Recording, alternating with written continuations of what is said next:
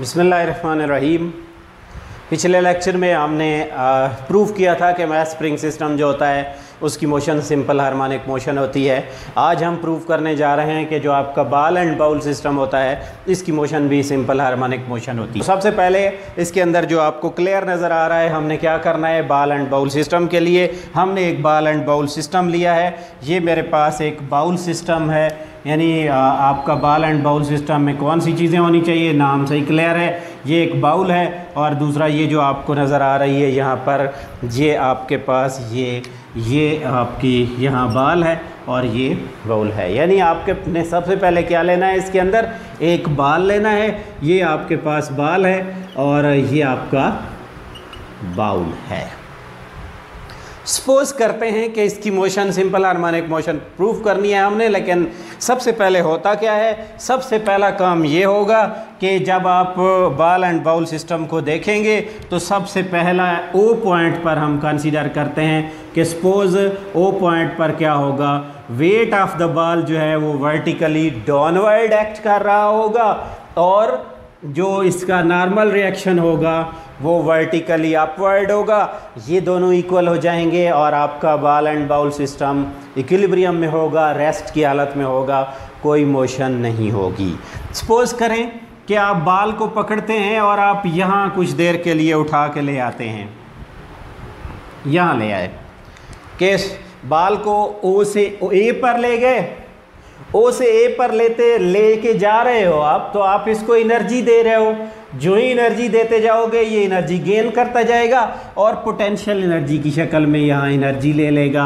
अब जब आप इसको रिलीज़ करोगे तो ये यहाँ से मूव करना शुरू करेगा और ये दौड़ता हुआ आएगा, यानी ए पॉइंट से अब मूव करता हुआ क्या करेगा, ए पॉइंट से मूव करता हुआ ओ पॉइंट पर आएगा, उस पॉइंट पर आएगा जो इसकी मीन पोजीशन है। लेकिन इनर्शिया की वजह से यहाँ ये नहीं रुक पाएगा, तो ये क्या करेगा, एक स्टॉप आगे निकल जाएगा और जनाबे वाला नॉन स्टॉप होते हुए ये स्पीड लगाएगा और यहाँ तक पहुँचेगा। यहाँ इसके आगे बैरियर होगा।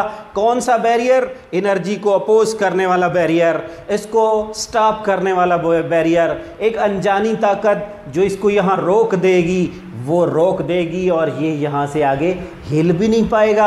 अब फिर से रिवर्स लगा जनाब, इसने क्या करना है, बी से फिर मुंह रखना है ओ की तरफ, बस उसके दर पे कभी इससे आता हुआ फिर ओ पे जाएगा। ओ ने इसको रोकने के लिए कोई लिफ्ट नहीं करानी, मजबूर है इनर्शिया की वजह से, तो फिर ये चला जाएगा ए पर और इसकी दो मंजिलें रहेंगी, ए बी बार बार इन दो पॉइंट्स के बीच में ऑसिलेट करेगा और इसकी मोशन को हम सिंपल हार्मोनिक मोशन कहते हैं। इसकी मोशन जो होगी वो सिंपल हार्मोनिक मोशन होगी, इसकी जो मोशन होगी वो हमेशा सिंपल हार्मोनिक मोशन होगी।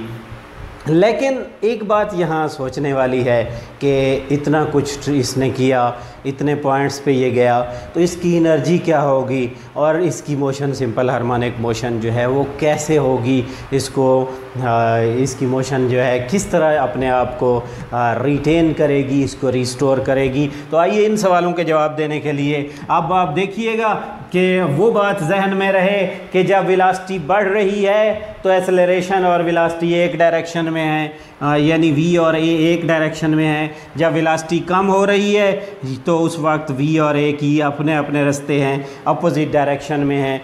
ये किसके लिए, इंक्रीजिंग के लिए, और ये जो है ये डिक्रीजिंग के लिए। अब पॉइंट को समझने वाली बात है जनाबे वाला, कभी आप साइकिल पे चढ़े हों, चढ़ाई पे जब आप चढ़ रहे होते हैं तो आपकी कंटिन्यूसली वेलोसिटी कम हो रही होती है, इसलिए जब आप ओ से ए की तरफ इसको लेके जा रहे होगे, ओ से ए की तरफ, तो इसका जो v होगा वो डिक्रीज़ करेगा। जब v डिक्रीज़ करेगा तो एक्सेलरेशन ने फट से अपने आप को ए से ओ की तरफ कर लेना है, मतलब ए जो होगा वो टूवर्ड ओ होगा, टूवर्ड्स ओ होगा। फिर छोड़ा यहाँ से तो ये उतराई है, ऐसे ही जैसे हम किसी उतराई में उतरने लगते हैं तो फिर दौड़ना शुरू हो जाते हैं, या साइकिल चलती है तो तेज़ी से चलना शुरू हो जाती है, कोई भी गाड़ी न्यूट्रल में चली जाए तो भी चलना शुरू हो जाती है। जब ये यहाँ आएगा तो इसका क्या होगा, ए से ओ तक जनाब इसकी वेलोसिटी ने v ने इंक्रीज़ होना है। अब चूँकि इसकी डायरेक्शन भी वेलोसिटी की ये है तो एक्सेलरेशन ने तो वैसे भी इसी का साथ देना है, तो ये आपका क्या होगा, एक्सेलरेशन इसके साथ फिर भी डायरेक्टेड टुवर्ड मीन पोजीशन होगा। फिर चलिए ओ से बी तक इसके साथ वही होगा जो यहाँ हुआ है, वेलोसिटी कम हो रही है और एक्सेलरेशन ने इसका साथ छोड़ दिया। चढ़ते सूरज की पूजा करने वाला है ये एक्सेलरेशन, जो उरूज पे जाता है यानी जो डिक्रीज़ की तरफ जाता है ये उसका साथ नहीं देता, जो इंक्रीज़ की तरफ जाता है ये उसका साथ देता है। तो फिर क्या करेगा, वापस आते हुए फिर से एक्सेलरेशन ने इसका साथ देना शुरू करना है। क्यों? क्योंकि बी से ओ की तरफ वेलोसिटी ने एकदम से शूट करना है और एक्सेलरेशन भाईजान ने इसका साथ देना शुरू कर देना है। तो इसलिए एक्सेलरेशन हर दफ़ा डायरेक्टेड टूवर्ड मीन पोजीशन होगा। लास्ट चीज़ इसकी एनर्जी के बारे में बता देता हूँ और एक दो MCQ इससे रिलेटेड भी बता देता हूँ। एनर्जी कब कौन सी एनर्जी होगी, तो इसको समझने के लिए आपको अच्छी तरह पता होगा, जो पिछला टॉपिक है उसी जैसा इसका कंसेप्ट है। पिछले टॉपिक में मैंने बताया था एनर्जी के बारे में कि O से A की तरफ पोटेंशियल एनर्जी बढ़ती जाएगी, काइनेटिक स्टॉप कम होती जाएगी, अपने आप को डिक्रीज़ करेगी। A पे जाके काइनेटिक अंडा और जो आपकी पोटेंशियल एनर्जी है मैक्सिमम। अब फिर से रिवर्स लगा तो पोटेंशियल एनर्जी का डाउनफॉल शुरू हो गया और राइजिंग कंडीशन में चली गई काइनेटिक एनर्जी, यहाँ आके काइनेटिक मैक्सिमम, फिर यहाँ पोटेंशियल मिक्स मैक्सिमम। तो एक ही पॉइंट नोट कीजिए, अगर आपसे MCQ में पूछा जाए तो दो चीज़ों के बारे में पूछा जाएगा, या एक्सट्रीम पोजीशन के बारे में या आपसे मीन के बारे में पूछा जाएगा।